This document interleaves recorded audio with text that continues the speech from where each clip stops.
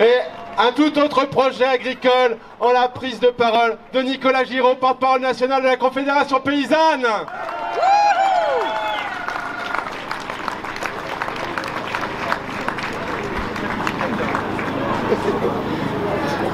Ouais, bonjour tout le monde. Donc ouais, moi je suis porte-parole de la Confédération paysanne. Donc là, il y a des paysans qui sont là aujourd'hui. Les vrais paysans sont là aujourd'hui. Il y a des drapeaux jaunes de partout. Il y a les paysans des Deux-Sèvres qui sont là, qui sont venus en tracteur. Il y a les paysans des Charentes-Maritimes, de la Vienne. Il y a des gens qui sont venus de l'Isère, du Grand Est. Il y a des gens qui sont venus du Jura. Il y a des gens qui sont venus de partout en France, en Bretagne, Normandie. Aujourd'hui, on est mobilisé, Confédération paysanne, avec vous, citoyens, avec vous, écologistes, avec vous, mouvement de jeunesse, avec vous, mouvement pour la justice climatique, parce que ça fait sens pour nous. Les paysans de la Confédération paysanne n'ont pas qu'un projet agricole, ils ont un projet de société. Le projet d'agriculture paysanne est un projet de société avant tout, un projet de transformation sociale pour nous les paysans, pour vous qui mangez, pour vous qui vivez à côté de chez nous. Les fossoyeurs de l'agriculture, les vrais, ils sont dans leurs bassines, ils sont dans leurs trous, en train de creuser la tombe de l'agriculture, en train de creuser la tombe de milliers de paysannes et de paysans, comme ils le font depuis des années, avec leur politique de cogestion, avec un gouvernement qui, année après année, fait réduire le nombre de paysannes et de paysans, qui, année après année, industrialise les pratiques et qui, année après année, détruit nos communs.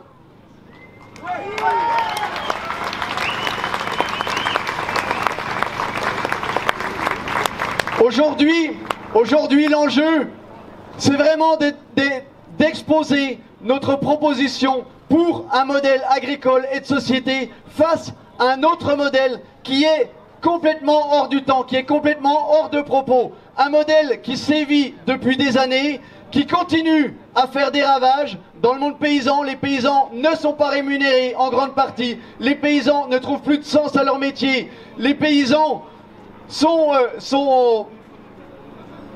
poussés par un modèle industriel, sont poussés à s'agrandir, sont poussés à ne plus produire en quantité et en qualité une alimentation accessible à toutes et tous.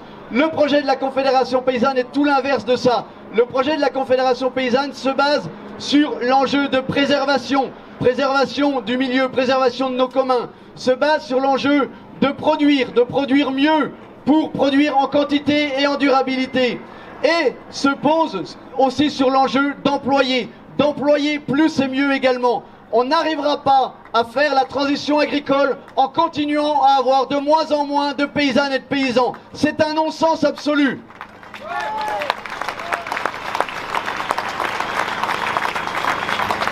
Le projet des méga-bassines, comme le projet des fermes-usines, est un projet d'industrialisation de l'agriculture, est un projet de destruction du monde paysan et de la société qu'on essaie de construire toutes et tous en commun. Si on avance dans ce sens-là ici, on sait bien que ça avancera partout ailleurs, avec la même vitesse, avec les mêmes dégâts sociaux, les mêmes dégâts écologiques, les mêmes dégâts climatiques, les mêmes dégâts alimentaires, etc. Il faut absolument empêcher ce modèle-là de passer ici. C'est important pour la survie de ce territoire, c'est important pour la survie du monde paysan, c'est important pour la survie de nos communs et de notre planète. Aujourd'hui, c'est la journée pour la justice climatique, c'est la journée d'action en réponse à l'inaction des différents gouvernements du monde qui sont présents à la COP26. À la Confédération paysanne, on se mobilise également aujourd'hui en lien avec cette nécessité de justice sociale et climatique. Sans justice sociale, pas de justice climatique. Sans plus de paysannes et de paysans, pas de transition. Sans plus de paysannes et de paysans, pas d'alimentation de qualité, pas de territoire préservé.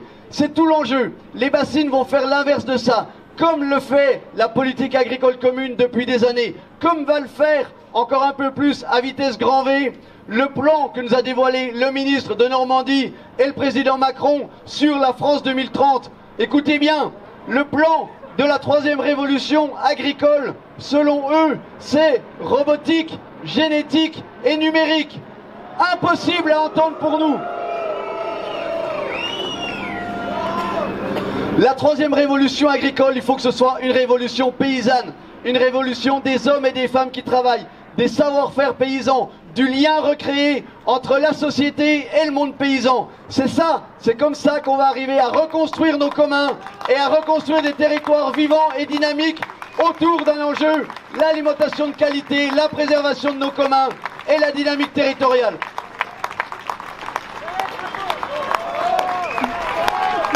On reste mobilisés aujourd'hui fortement et dans les semaines et les mois à venir sur ce sujet-là, sur le sujet de l'agriculture, sur le sujet des communs et sur le sujet climatique. Yeah